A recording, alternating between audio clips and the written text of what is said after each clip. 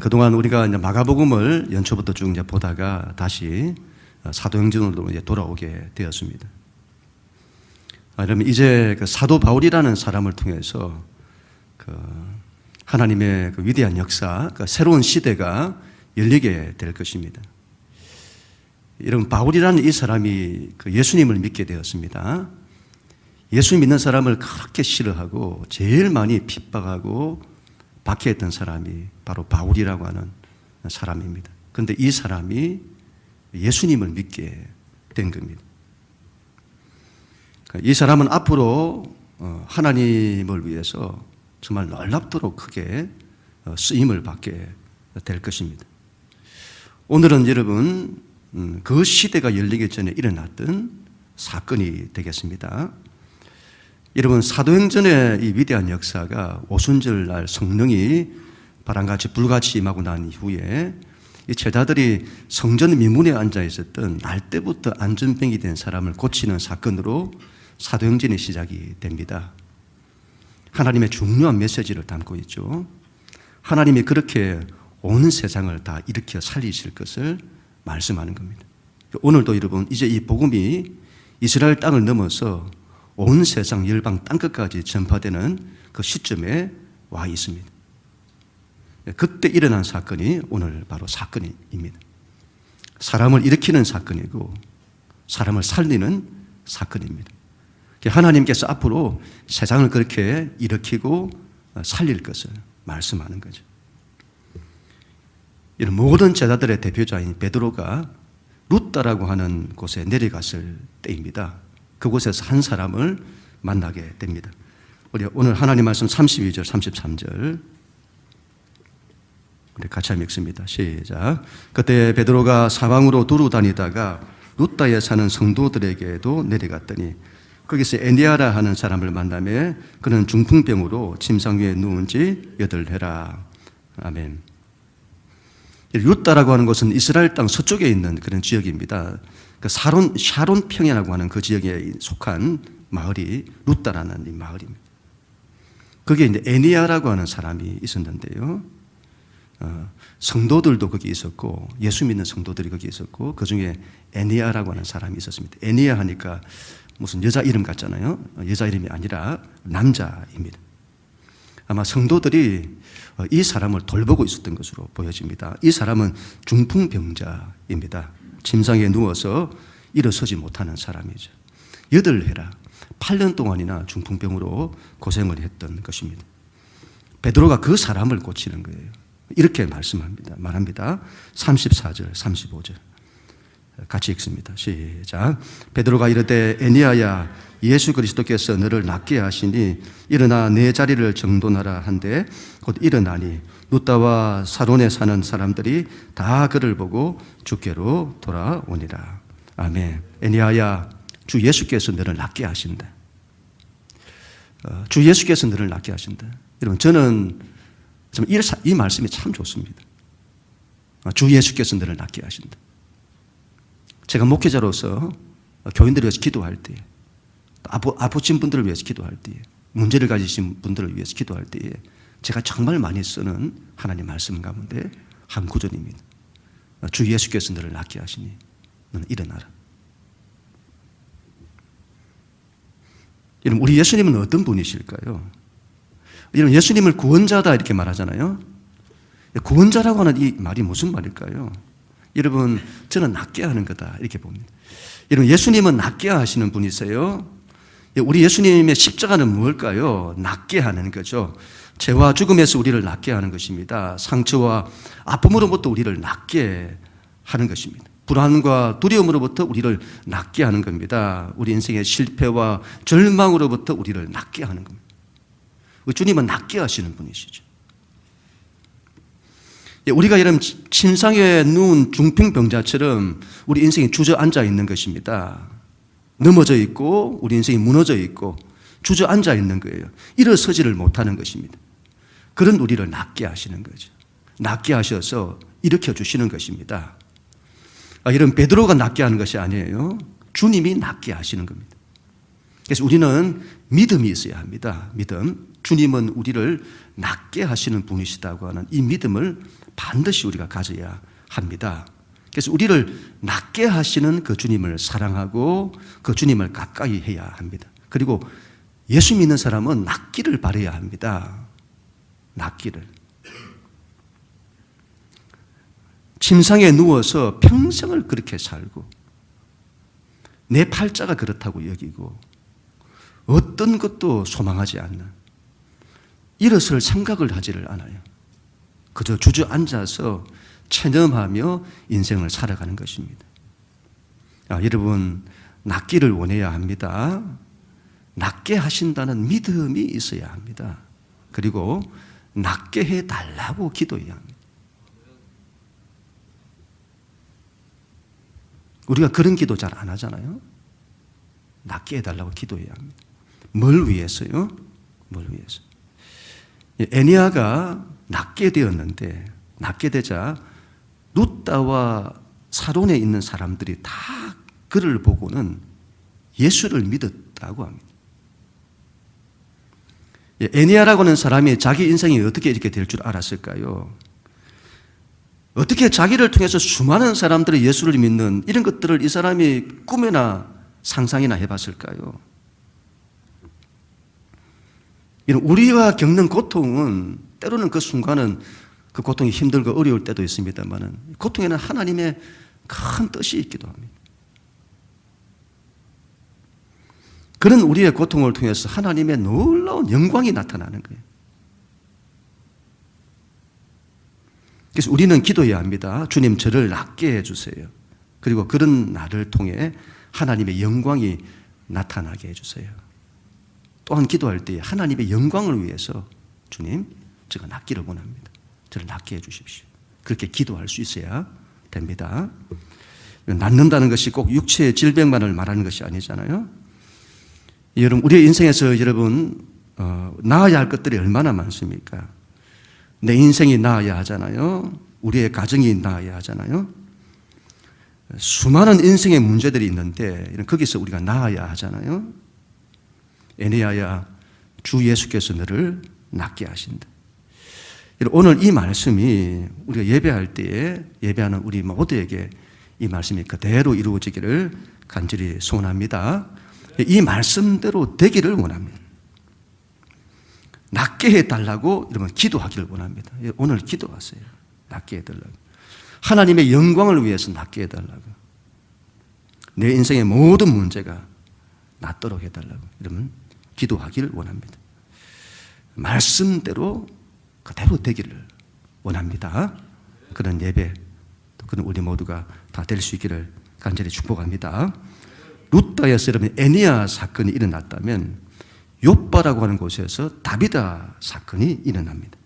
36절, 37절 같이 읽습니다. 시작. 욥바에 다비다라는 여제자가 있으니 그 이름을 번역하면 도르가라. 선행과 구제하는 일이 심히 많더니 그때 병들어 죽음에 시체를 씻어 다락에 놓이니라. 아멘. 여러분, 욥바라고 하는 곳은 룻다에서 18km쯤 떨어져 있는 가장 가까운 곳이죠. 이스라엘에서 정말 중요한 그런 지역이고 정말 오래된 항구 도시입니다. 지금 이스라엘에서는 텔아비브라고 하는 그 장소인데요. 요나가 하나님의 말씀에 불순종해서 욥바에서 다시스로 가려고 했잖아요. 그 욥바인 겁니다. 솔로몬이 성전을 건축할 때 성전 건축에 필요한 모든 건축 그 목재들을 이 욥바 항구 도시를 통해서 다 가지고 온 겁니다. 그 욥바인 거죠. 그곳에 다비다라고 하는 한 여제자가 살고 있었는데 히브리식 이름이 다비다입니다. 그녀의 헬라식 이름은 도르가인 거예요. 여러분, 그 사람이 두 가지 이름을 가졌잖아요. 히브리식 이름과 헬라 이름 두 가지를 가졌다. 그 말은 그 사람이 헬라파 유대인이다 이 말이죠. 이스라엘 땅에 태어날 때부터 태어나고 거기서 자란 정통 유대인이 아니라 헬라파 유대인이라는 것이죠. 여러분, 이 여자가 선행과 구제하는 것이 심히 많았는데 이 여자가 죽게 된 겁니다. 뒤에 가면 과부들이 이 다비다라는 여자가 자신들을 위해서 얼마나 많은 선행과 구제를 했는지, 어떤 일을 했는지를 그들이 눈물로서 말을 합니다. 그래서 이 다비다라는 여자가 특별히 과부들을 많이 돌보았던 것 같아요. 당시는 이런 고아나 과부 이런 사람들이 그 사회 소외 계층에 속하잖아요. 고통 속에 있는 사람들이죠. 이런 그런 고통 속에 있는 사람들을 이 다비다가 잘 돌보았던 겁니다. 사람들이 베드로에게 청하여 그 사람을 살려달라고 하는 거예요. 사람들이 간청했다고 합니다. 간절히 청했다. 저 사람은 죽으면 안 된다는 거죠. 저 사람은 살아야 한다는 겁니다. 저 사람이 없으면 이 많은 과부들을 어떻게 합니까? 저 사람을 살려주세요. 여러분, 우리가 종종 이런 말을 듣잖아요. 아이고, 저 인간은 누가 안 데려가나? 누가 안 잡아가나? 아이고, 저 인간은 빨리 죽어야 하는데. 그게 아니라 저 사람은 더 살아야 합니다. 저 사람은 살아야 합니다. 반드시 필요합니다. 그렇게 말하는 거죠. 누가 이 땅에서 필요할까요? 오늘 말씀에 의하면 다비다처럼 예수님의 십자가 사랑을 실천하는 사람이다. 그렇게 봅니다. 여러분, 인생을 평생 자기를 위해 사는 사람은 이 땅에서 그렇게 오래 있어야 될 이유가 없는 거예요. 우리가 다른 일을 위해서 살아야 합니다. 사람을 사랑하고 사람을 위할 줄 알고 그들을 섬길 줄 알고 그들을 위해서 내가 희생하고 헌신하고, 그건 여러분 우리가 이 땅에서 살아야 할 이유인 거예요. 그것도 더 살아야 할 이유가 되는 겁니다. 그리고 우리는 십자가 사랑은 부활을 오게 합니다. 십자가 사랑이 부활을 만들어내요. 십자가를 고난으로만 이해를 하면 안 됩니다. 십자가 사랑이 얼마나 큰 하나님의 지혜요, 하나님의 능력인지를 알아야 합니다.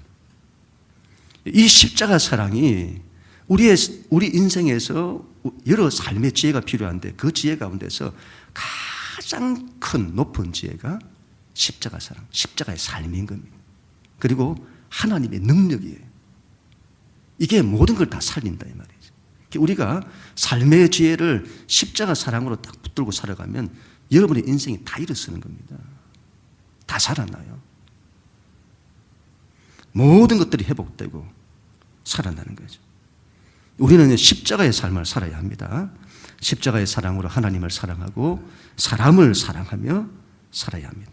그게 우리가 이 땅에서 살아야 할, 더 살아야 할 이유가 되겠습니다. 그럼 우리 모두가 다 될 수 있기를 축복합니다. 다비다가 여러분 죽었을 때에 제자들이 베드로에게 사람을 보내요. 38절, 39절. 시작. 룻다가 요파에서 가까운지라 제자들이 베드로가 거기 있음을 듣고 두 사람을 보내어 지체 말고 와달라고 간청하여 베드로가 일어나 그들과 함께 가서 이르매 그들이 데리고 다락방에 올라가니 모든 과부가 베드로 곁에 서서 울며 도르가가 그들과 함께 있을 때에 지은 속옷과 겉옷을 다 내보이거늘. 아멘. 이런 두 사람을 보냅니다. 베드로에게. 왜 사람을 보낼까요? 이미 사람이 죽었는데. 사람이 죽었으면 모든 것이 끝나는 것 아닐까요? 이미 끝난 거예요. 더 이상 어찌하지 못하는 거잖아요. 그런데 왜 사람을 보내죠? 사람이 죽었는데 왜 사람을 보내요? 베드로에게? 다른 이유가 아니죠. 베드로가 와서는 이 사람을 살려달라는 거죠. 아, 여러분 정말 어처구니 없는 믿음 아닐까요? 아니 이미 죽었는데, 이제 끝났는데, 그래도 살아있을 때 왔으면 어떻게 회복이라도 했을 건데 이미 죽은 거예요. 그런데 사람을 보내서 와서 죽은 사람을 지금 살려달라고 하는 거잖아요. 대체 여러분 이 사람들은 어떤 믿음을 가졌을까요? 우리는 여기서 초대교회가 가졌던 믿음이 어떤 믿음인지를 알 수가 있습니다. 아, 여러분 초대교회는 굉장한 믿음을 가졌습니다. 부활에 대한 믿음이죠. 죽음에서도 살아난다고 하는 믿음입니다. 여러분 마르다란 여자가 이렇게 예수님께 말했잖아요. 예수님께서 그 오라비가 죽었는데 오라비가 다시 살 거다 했을 때에 세상 끝에는, 마지막에는 살아날 줄 믿습니다 이렇게 말했어요. 우리도 그렇게 생각하잖아요. 세상 끝에는 우리가 부활할 거다 믿습니다. 그렇게 믿고 있어요. 그러나 지금은 죽었는데 어떻게 살아나냐 이 말이죠. 여러분, 세상 끝에는 부활할 것을 믿어요. 그때도 죽음에서 살아나는 거잖아요. 그런데 지금 죽었던 이것은 살아난다, 이건 우리가 안 믿어요. 여러분, 세상 끝에는 사람이 그것도 죽음에서 살아나는 거고 지금도 우리가 죽음에서 살아나는, 이건 같은 거 아닌가요? 이걸 다르게 여긴다면 앞뒤가 맞지 않은 것 아닐까요? 이런 초대교회 성도들이 가진 믿음은 정말 대단한 믿음을 가졌다고 봅니다. 하나님은 지금 죽은 자도 하나님이 하시고자 하시면 살리신다는 믿음입니다. 어떻게 이러면 그런 믿음을 가졌을까요? 너무도 무모한 믿음 아닐까요? 어떻게 그런 믿음을 가졌을까요? 그들은 그걸 직접 눈으로 보고 손으로 만지고 경험했기 때문이죠. 제자들이 보았던 겁니다. 제자들은 예수님께서 나인성 과부의 아들이 죽었는데 그 죽은 아들을 예수님이 바로 살리시는 걸 본 겁니다. 회당장 야이로의 딸이 죽었습니다. 예수님이 가는 도중에 죽었어요. 그런데 예수님이 그 죽은 아이를 살리시는 것을 제자들이 본 겁니다. 마리아와 마르다의 오라비 나사로가 죽었습니다. 그런데 그 죽은 나사로를 예수님이 살리시는 것을 본 겁니다.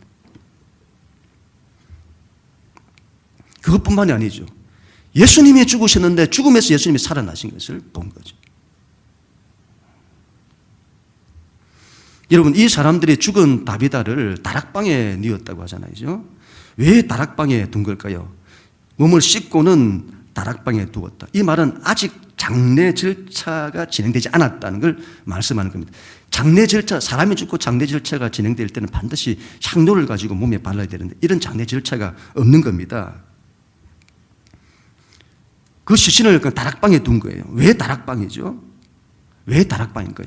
여러분, 구약에 보면 엘리야라고는 선지자가 있는데 엘리야가 사르밧 가부, 그 사르밧 가부의 아들이 죽게 되었습니다. 그때 엘리야가 그 사르밧 가부의 죽은 아들을 다락방에서 그를 살려내게 되는 겁니다.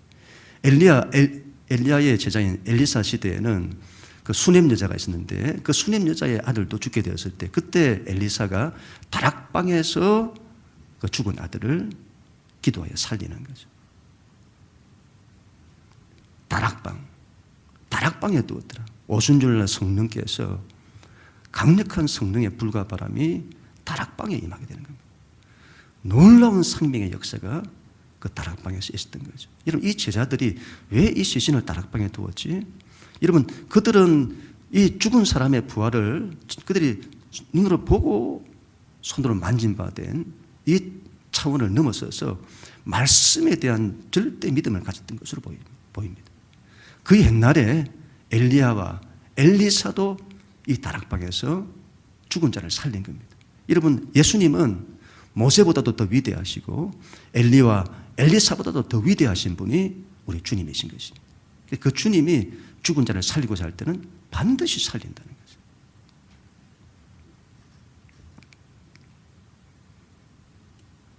여러분, 오늘 성경은 그곳에 있는 모든 이들이 다 이 믿음을 가졌다고 말하지 않습니다.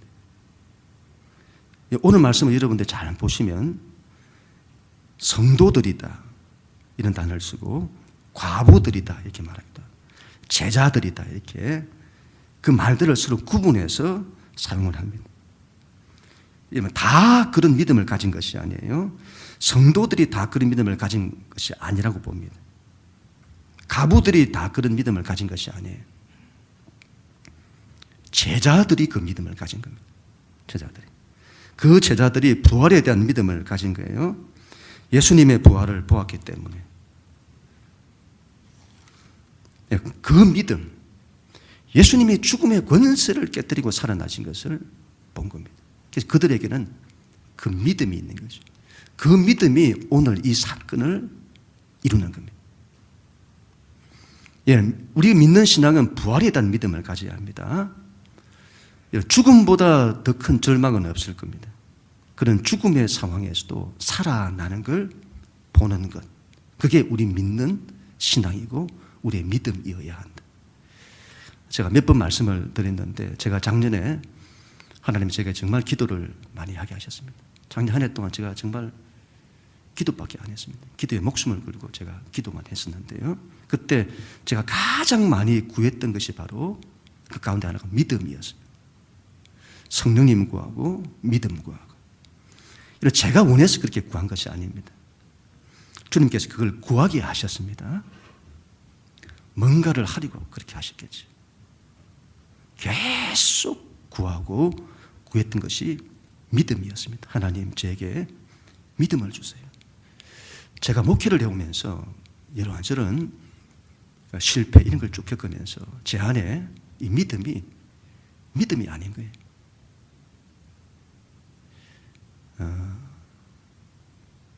너무도 많은 시행착오와 좌절, 실패 이런 걸 겪으면서 제가 목회자이면서도 제 안에 내가 믿는다 하면서도 제 안에 가진 믿음이 아닌 겁니다.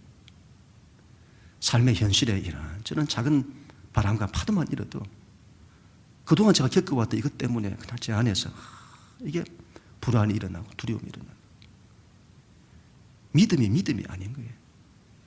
하나님은 저에게 계속 믿음을 구하게 하셨습니다. 영식아 믿음이다. 너는 믿음을 구해라. 제가 그때 주님께 주님 부활에 대한 믿음 주세요. 죽어도 산다는 그 믿음 주세요. 우리 예수님 안에 있었던 바로 그 믿음. 그 믿음을 제자들도 가지게 되었는데 주님 그 믿음 주세요. 창조에 대한 믿음, 절대무에서 유를 창조하시는 그 믿음. 아브라함이 가졌던 믿음. 있는 데서 없는 것을 만드시며 죽은 자도 살리신다는 아브라함이 하나님을 그렇게 믿었다 하잖아요. 그 믿음 주세요. 부활에 대한 믿음이죠. 성경에 나타난 하나님의 사람들이 전부 그런 믿음을 가진 거예요. 베드로도 그 믿음을 가졌고 제자들도 그 믿음을 가졌고 바울도 그 믿음을 가졌습니다. 지금 그 믿음을 주세요. 내가 원하면 내가 그렇게 신념을 가지고 된다 하면 뭐 된다. 그런 믿음이 아닌 겁니다. 여러분 예수님께서 겟세마네 동산에서 기도를 하실 때 아버지여 이 잔을 내게서 옮겨주십시오. 죽음을 보지 않게 해주십시오. 그렇게 예수님이 기도하시잖아요. 예수님 안에는 아버지께서 하시기만 하면 당신을 죽지 않게 하실 수 있음을 아들 믿은 거죠. 그러나 나의 뜻대로 마옵시고 아버지의 뜻대로 되기를 원하나이다. 중요한 것은 여러분 하나님의 뜻이 있냐 없냐입니다. 하나님의 뜻이 없으면 못 사는 거고 하나님 뜻이 있으면 하나님은 전능하시니 어떻게 해서라도 살리시는 거죠. 그러나 여러분 우리 안에는 그건 하나님께 사실 부분이고 우리 안에는 반드시 그 믿음이 있어야 되는 겁니다. 하나님 하시면 다 된다. 죽은 자도 살리신다는 이 믿음을 우리가 반드시 가지고 하나님 앞에 나가야 되는 겁니다. 우리가 이 믿음을 가지지를 못하는 거죠. 이 믿음을 다 잃어버리는 거예요. 현실에 이런저런 상황과 문제를 만났을 때 또 우리가 겪어왔던 많은 실패들 속에서 이 믿음을 다 잃어버리는 거예요. 그런 믿음이 마치 물 탄 것처럼 희석되고 그래서 우리의 믿음이 아닌 거죠. 하나님은 죽음의 상황에서도 하나님 하시면 다 된다. 반드시 이런 그 믿음을 가져야 합니다. 그 믿음이 여러분을 일으키는 거예요. 어떤 상황에서도. 이 믿음을 하나님이 기뻐하십니다. 우리 주님은 믿음에 굉장히 민감하세요. 우리가 생각하는, 아니, 내 생각에는 내가 주님 안 믿는 것도 아닌데 이 정도 믿음이면 뭐 괜찮은 믿음 아닌가. 여러분, 우리 주님은 믿음에 굉장히 민감하십니다. 우리가 정말 이런 딱 믿음을 가지고 주님 앞에 딱 나가서 믿음으로 고백하고 딱 서면 주님이 굉장히 기뻐하세요. 그런데 우리 믿음이 작고 약하잖아요. 그러면 너희 믿음이 작다. 너희 믿음이 작은 영혼이라 자꾸 믿음을 요구하시는 거예요. 우리에게 이러면 하나님의 역사가 나타나지 않는 가장 큰 이유 중에 하나는 우리에게 믿음이 없기 때문일 겁니다. 아니면 믿음이 작기 때문일 겁니다. 우리는 여러분 삶의 작은 문제를 가지고 기도하면서도 우리 안에 믿음이 일어나는 게 아니라 의심이 먼저 일어나는 거죠. 의심이 먼저 일어나요. 이게 될까? 안 될 것 같은데. 이런 정말 우리가 하나님의 존재를 인정한다면 그런 말은 하면 안 되는 거예요. 하나님이 계신데. 근데 왜 우리 안에 자꾸 그런 믿음이, 그런 의심이 드는 걸까요? 우리의 믿음이 작기 때문일 겁니다. 믿음은 믿음에서 믿음으로 자라가야 됩니다. 여러분, 여러분의 믿음을 그대로 두지 마시고 우리의 믿음이 평생을 통해서 자라가도록 믿음 달라고 해야 됩니다. 너희 믿음이 작은 까닭이다. 정말 이런 믿음을 많이 구해야 합니다. 부활에 대한 믿음입니다. 하나님이 하시면 죽음에서도 살리십니다. 절망의 상황에서도 우리를 일으키십니다. 그래서 우리의 믿음은 절망의 상황에서도, 죽음의 상황에서도 소망을 바라보는, 내 인생의 모든 것들이 다 무너져 있고 아무것도 안 보이는 상황에서도 하나님 딱 붙드는 믿음으로 빛을 보고 소망을 보는 그 믿음으로 일어서야 합니다. 그 믿음을 주님 기뻐하세요. 그 믿음으로 나갈 때 하나님의 역사가 나타나게 되는 것입니다. 베드로를 보세요. 그때 베드로가 어떻게 하죠? 40절부터 42절까지 마지막으로 같이 읽습니다. 시작. 베드로가 사람을 다 넣어보내고 무릎을 꿇고 기도하고 돌이켜 시체를 향하여 이르되 다비다야 일어나라 하니 그가 눈을 떠 베드로를 보고 일어나 앉는지라. 베드로가 손을 내밀어 일으키고 성도들과 가부들을 불러들여 그가 살아난 것을 보이니 온 요파 사람이 알고 많은 사람이 주를 믿더라. 아멘. 여러분, 아니 다른 것도 아니고 죽은 자를 살려달라고 하잖아요. 그걸 내가 어떻게 하냐 이 말이에요. 아니 병든 사람을 고쳐달라고 하면 그래도 안수하고 기도해서는 고쳐낼 수도 있겠는데, 그런데 죽은 사람을 자기에게 와서는 살려달라고 하니. 그런데 베드로를 보세요. 이 사람이 주저함이 없습니다. 사람이 죽었는데 죽은 사람을 살려달라고 자기한테 왔는데 그 말을 듣고는 베드로가 주저함이 없어요. 왜 그랬을까요? 베드로는 자신의 믿음 이전에 그 사람들의 믿음을 본 거죠. 그들이 굉장한 믿음을 가진 거죠. 그곳에 있는 제자들의 믿음을 본 거죠. 하나님이 역사하실 만한 믿음을 본 거죠. 그리고 베드로 자신에게도 그 믿음이 있었던 거죠. 이전에 베드로가 아니에요. 주님의 사람을 살리는 것을 보았잖아요. 그리고 주님이 죽음을 이기고 살아나는 그 주님의 부활을 보았잖아요. 베드로에게는 그 믿음이 있는 겁니다. 부활에 대한 믿음이죠. 베드로를 보세요. 무릎을 꿇고 가서는 기도합니다. 베드로가 기도했다는 것은 베드로의 능력이 아니다 이 말이에요. 베드로가 살릴 수 있는 것이 아닙니다. 그의 능력이 아니에요. 주님만이 그녀를 살리는 겁니다. 베드로는 기도하는 겁니다. 믿음 가지고 기도하는 거예요. 믿음 가지고. 여러분, 돌아가신 우리 조영기 목사님 그런 간증을 하셨잖아요. 천막교회를 할 때에 그때 서울역에서 구걸하던 안전뱅이가 찾아왔다잖아요. 누군가가 자기에게 쭉 가서 천막교회 하는 그 전도사 찾아가 보라고. 그렇게 찾아왔다는 거예요. 와서는 대뜸 자기가 이게 다리를 못 쓰고 안전뱅이로 구걸하는 그런 자기인데 자기를 낫게 해달라고 이렇게 왔다는 거예요. 정희 목사님 그걸 또 기가 차는 거죠. 아니, 내가 어떻게 그걸 낫게 하냐 이 말이에요. 근데 자기에게 낫게 해달라고 찾아온 겁니다. 낫기를 원하는 간절함을 가지고 찾아온 거죠. 도저히 이 사람을 낫게 할 자기에게는 능력도 없고 자신도 없는 겁니다. 그러니까 너무도 기가 찬 일인 거죠. 그때부터 기도를 하게 됐다는 거죠. 예수에 대한 믿음이 있냐? 믿음이 있습니다. 그럼 기다리고 있어봐라. 나 기도 좀 하고 오겠다. 기도하러 간 거죠. 1시간 기도하고. 그래도 이게 믿음이 안 일어났다는 거죠. 2시간 기도하고 3시간 기도하고 계속 기도한 겁니다. 어느 순간에 믿음이 일어났더라는 거죠. 얼마나 믿음이 일어났는지 자기가 손을 딱 대면 지구가 움직일 것 같은 믿음이 왔대요. 자기가 손을 대면 이 지구가 움직일 것 같은, 들어 올려질 것 같은 믿음이 왔다는 거죠. 그래서 이 믿음을 가지고 선포한 겁니다. 예수 그리스도 이름으로 명하노니 일어나라. 자기도 도저히 자신이 없어가지고 그 말 딱 뱉고 나서 뒤를 돌았다잖아요. 보고 싶지는 않은 거죠. 그 이유를. 그런데 뭐가 뚜둑하면서 막 난리가 난 거죠. 그 사람이 안전하게 일어서게 된 겁니다. 그러고는 막 일어서서는 자기가 일어섰다고 막 난리를 막 뛰고 난리가 난 거예요. 성경의 이야기가 그대로 현실에서 일어나게 된 거죠. 이 사람이 온 동네를 다니면서 자기가 안전벨이 있는데 내가 이렇게 낫게 되었다고 막 뛰어다니면서, 그래서는 막 그 수많은 사람들이 그 다음부터 그 교회를 찾아왔다는 거 아닙니까? 베드로가 예수님의 부활을 보지 않았더라면 그런 믿음이 일어나지 않았을지 모르겠습니다. 베드로는 부활을 본 겁니다. 그 믿음으로 기도하고 죽은 시체를 향해서 딱 선포하죠. 다비다야 일어나라. 죽은 사람 앞에 두고. 이 말 쉬울까요? 이런 믿음 없이는 절대로 말하지 못합니다. 다비다야 일어나라. 죽은 사람에게. 일어나라는 이 말이 쿰인데, 그래서 여러분 그 해당자 야이로의 딸이 죽었을 때도 그 달리다 쿰 하잖아요. 그죠? 소너야 일어나라 쿰. 다비다야 일어나라. 다비다 쿰 하는 거죠. 저는 참 이 말도 참 좋습니다. 쿰이라는 이런 말.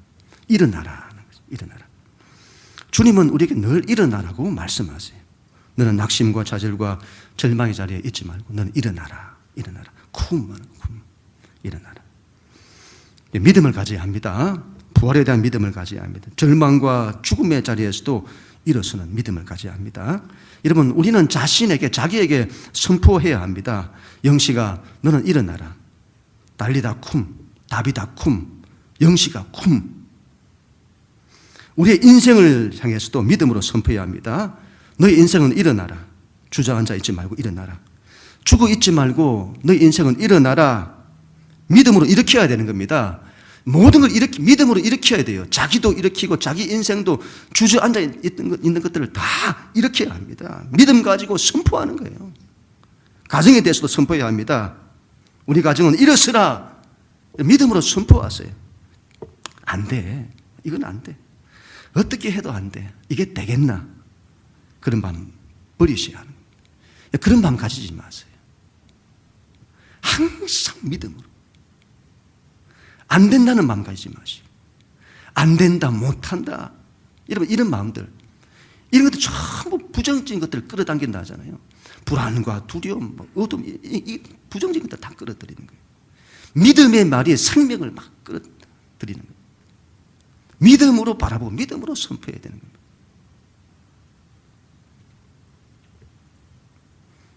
사순절 기간인데 갓피플에서 40일 기도, 사순절 40일 기도 그런 걸 하더라고요. 유기적고 영으로 사는 40일 기도. 이번에 우리가 사순절을 보내는데 여러분 어떤 마음입니까? 기도 한번 해보세요. 믿음 가지고 막 기도하는 이런 거 한번 해보세요. 저희 큰아이에게 제가 말했더니 안 그래도 본인이 기도하려고 했다는 거예요. 제가 이전에도 그 유기성 목사님 예수 동행 일기 이런 것들 이야기를 했더니 그 책을 샀다는 거예요. 자기도 한번 해보려고. 그런데 시도를 못 해봤다는 거죠. 참 한번 해보려고 해도 잘 시도를 못 하잖아요. 그죠? 근데 이번에는 기도를 해보겠다고 하더라고요. 그래서 제가 저희 한번 해봐라. 믿음 가지고 한번 해봐라. 하나님이 정말 기뻐하실 거다. 하나님이 너의 인생에 정말 놀라운 것을 예배하시고 길을 여실 거다. 믿음으로 한번 해봐라. 믿음으로 일어서야 합니다. 부활에 대한 믿음이에요. 하나님이 나를 낫게 하신다는 믿음입니다. 하나님이 나를 일으키신다는 믿음입니다. 절망에서도 소망을 보는 믿음입니다. 그 믿음으로 여러분 자신을 일으키시고 자기 인생을 일으키시고 가정을 일으키시고 교회를 일으켜야 합니다. 에네아야, 주 예수께서 너를 낫게 하신다. 일어나라. 달리다 쿰, 다비다 쿰. 오늘 이 말씀이 우리에게 그대로 이루어지기를 주님의